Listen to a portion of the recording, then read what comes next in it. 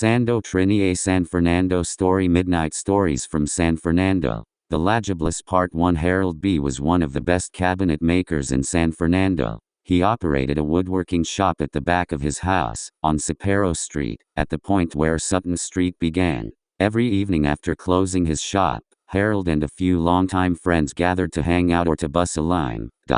They sipped beers and traded stories about a woman with special powers of seduction. Such a woman was known as a Jabless. They agreed that there were 3 well-known sightings of such a woman in the area. One Jabless was sighted in Current Village, St. Madeleine. One was sighted in Forest Avenue, in Caquia, at the crossroad by Cloud9 Restaurant. Another Jabless was sighted close to the Mon Repos fire station. She was seen walking on the San Fernando bypass. Another Jabless was sighted on Mosquito Creek, where she calmly walked on the side close to the water. It was reported that she smiled and waved at the drivers, as the air from their speeding vehicles blew her dress over her head. The men enjoyed themselves by counting Jabless in San Fernando. When his friends left, Harold felt very lonely. He was about to turn 50, and he was glad that he had finally proposed to his longtime girlfriend, Hazel. Harold and Hazel were married a week later, and almost immediately, the relationship turned sour. The marriage lasted 2 months. Harold wanted Hazel to remain in the shop with him all day. Hazel was bored out of her mind. Hazel told Harold that she wanted out of the marriage. She informed Harold that she was about to move in with his best friend, Tony B. Harold was distraught, but he sincerely wanted the best for Hazel. When Hazel left, Harold kept their relationship going, but only in his dreams. He dreamed of her every night, and his dreams became so real to him that he spoke to her while he slept. Everywhere he went, he saw someone who reminded him of Hazel. He had a bad case of tabanca. To make matters worse, he saw Hazel and Tony almost every day. They passed in front of his shop, on their way to visit Tony's mother. Tony's mother was very ill and she lived alone in a house at the corner of Irving and Sutton Streets. Harold couldn't take it anymore. He wanted to leave San Fernando. Harold saw an opportunity to move. When his father passed away, in Indian Walk, Moruga, Harold rented his shop to his cousin, who was in the upholstery business. Harold moved his operation to Indian Walk, Moruga. He lived in his father's house and opened a cabinetry shop a few miles away from the house. He was still unhappy, but the less his eyes saw, the less his heart grieved. Harold lived alone and many days he worked late. He was on his way home from work. That night, he stayed at his shop later than usual. He wanted to complete a dresser for a special customer. He wanted to deliver it the next morning. He left his shop at about 1 a.m. in the morning. He rode for a while, got off his bike and was pushing his bike beside him, when he glanced back, and saw someone walking in his direction. He guessed that the person was about a quarter of a mile behind him. He turned a corner and was back on the straight road. He heard footsteps close to him. He glanced to his side and he was surprised to see that the person had caught up to him. It was a female, a very pretty woman, well made up and heavily perfumed. He said to himself, "Wow, she is really pretty. I'll follow that perfume anywhere. I'm going to walk and talk with her." He wondered how the woman seemed to fly to his side. He was tired, and muttered to himself, "It's strange how she closed the distance between us so fast." 2 cars passed by, and both times the woman came off the asphalt and stood in the grass at the side of the road. She kept 1 foot on the grass and 1 foot on the pitch-covered country road.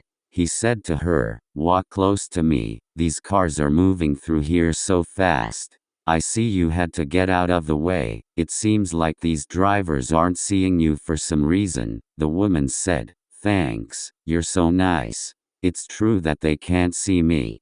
You are the only one who can see me now."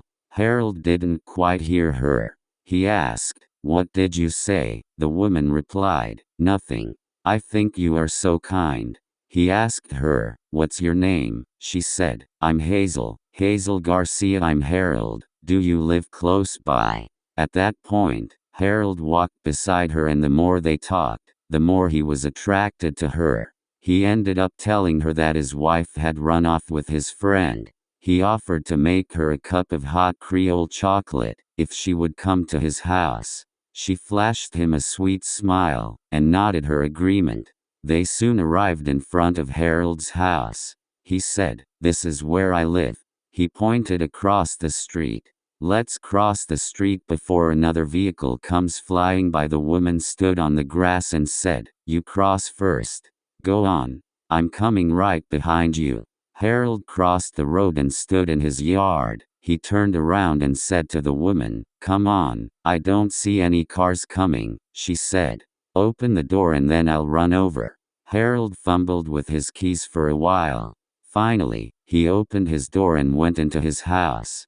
He looked through his front window, hoping to see his new friend, Hazel, as she crossed the street.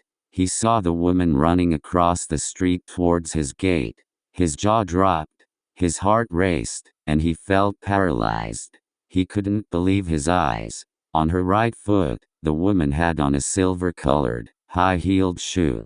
There was no shoe on her left foot. She couldn't put a shoe on the left foot. The left foot had the distinct shape of a hairy, cloven foot of a goat. Harold forced himself out of his frozen state. He ran to the front door and tried to turn the lock. He was determined to keep her out. His hands were sweaty, and they were shaking so much that he was unable to pull the latch quickly enough. The woman saw that he was trying to lock her out. She jumped from the grass on the opposite side of the street.